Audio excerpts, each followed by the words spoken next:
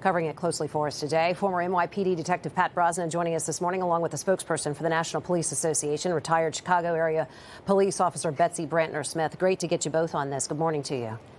Good morning. So let's start talking about this lawsuit here. State officials, they're suing the Trump administration now, looking to try to block this surge of immigration operations. Of course, you heard Minneapolis Mayor Jacob Frey and the Minnesota AG there, Keith Ellison. They're pushing this rhetoric that ICE is dangerous and racist. Listen.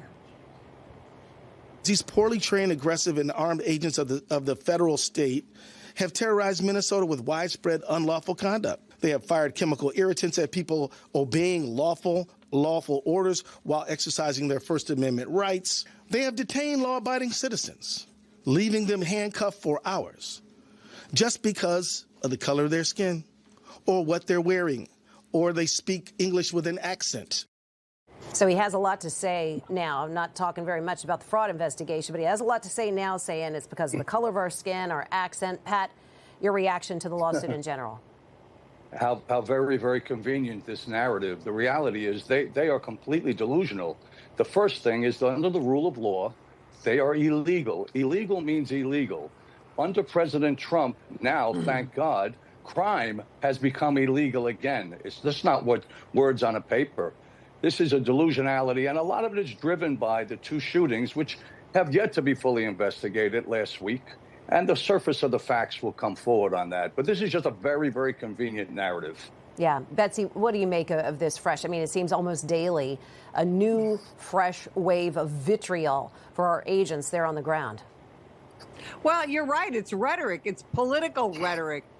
The Attorney General, Keith Ellison, is the most pro-sanctuary, anti-cop AG likely in the nation. And he is trying to distract, I think, from his own issues. But here's the thing. You've got these people like him, like Ilhan Omar, like the mayor, demonizing and dehumanizing these ICE agents. The ICE agents that got into this shooting on January 7th, the particular agent, he and his family, his wife and kids, have had to flee their home in suburban Minneapolis because they were doxxed. Even the neighbors have doxxed them. So, wow. You know, that, I mean, it's just wildly, it's crazy and it's irresponsible. And the way to stop this is for the prosecutor, the law enforcement officials in Minnesota to turn over people at the incarceration level. If they have an ICE detainer, turn them over to law enforcement there so that they don't have to go into the neighborhoods and the businesses. Yeah, I mean, but they won't do that because it's politics. This is purely politics. They have a beat on these people already, don't they, Betsy? Absolutely. They have warrants for them. And all they want to do, for example, where I live here in Arizona, in Phoenix, Arizona, ICE has an office in the county jail. The sheriff turns over people on ICE detainers to ICE. So the agents never have to go into the neighborhood. That keeps the neighborhood safer, the detainees safer, as well as the cops safer. I want to play this video. Dozens of agents and officers, they were sent in to double down and offer reinforcement to the men and women who are already there on the ground. Let's listen to this. Shame!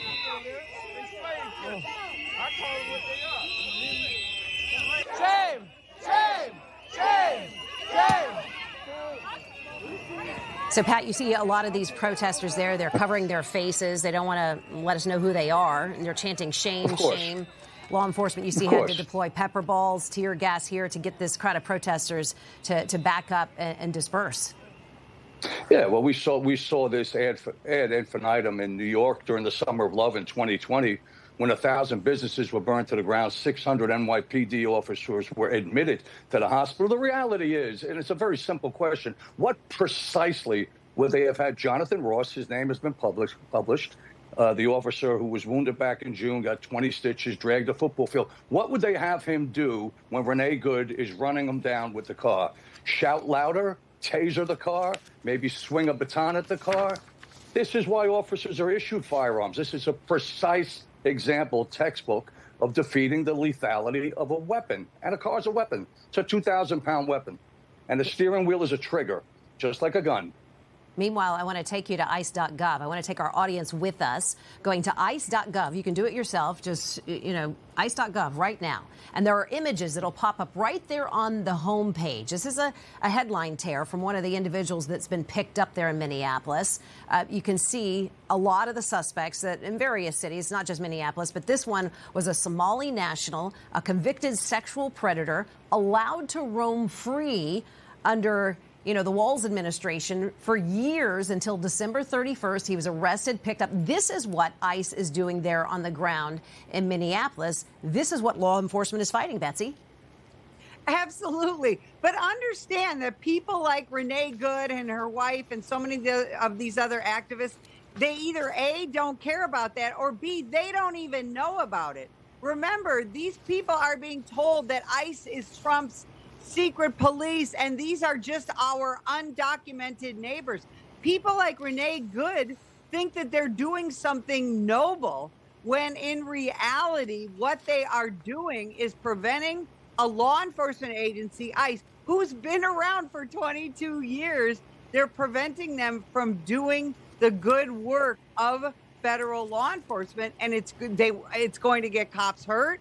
It may get cops killed, and I truly believe that it's time for Trump to invoke the Insurrection Act and get these agents some help with these insane crowds who are not peaceful. Yeah, I want to talk about that. Renee Good was this member of this anti-ICE group. She was trained to intervene in ICE activities. Here's Kristi Noem. I want to play this over the weekend. She was being interviewed on CNN, pressed about labeling the victim of the ICE shooting, Renee Good, the domestic terrorist. Let's listen. The facts of the situation are that the vehicle was weaponized and it attacked the law enforcement officer. He defended himself and he defended those individuals around him. That is the definition. When there is something that is weaponized to use against the public and law enforcement, that is an act of domestic terrorism. It happened in our shores. It happened here in our country. You don't get to change the facts just because you don't like them. Pat, I have about 30 seconds. What do we know about these anti-ICE groups? Well, they're well-funded. They're well-funded. They're clueless. I concur with your other guest. They are clueless. They don't know what they're fighting for. But the reality is law enforcement is never pretty. It's never been pretty. People fight ferociously for their freedom. And because freedom's the most powerful drug on the planet. I locked up 1,000 guys in the South Bronx. Not once did they ever thank me for taking their freedom away and putting them in Rikers Island. That's the reality. Yeah. I think the Insurrection Act is the next move. I concur. Former NYPD Detective Pat Brosnan and spokesperson for the National Police Association, retired Chicago area police officer Betsy Brantner Smith. Always wonderful to get the two of you together. Thanks for your take on this. Pleasure.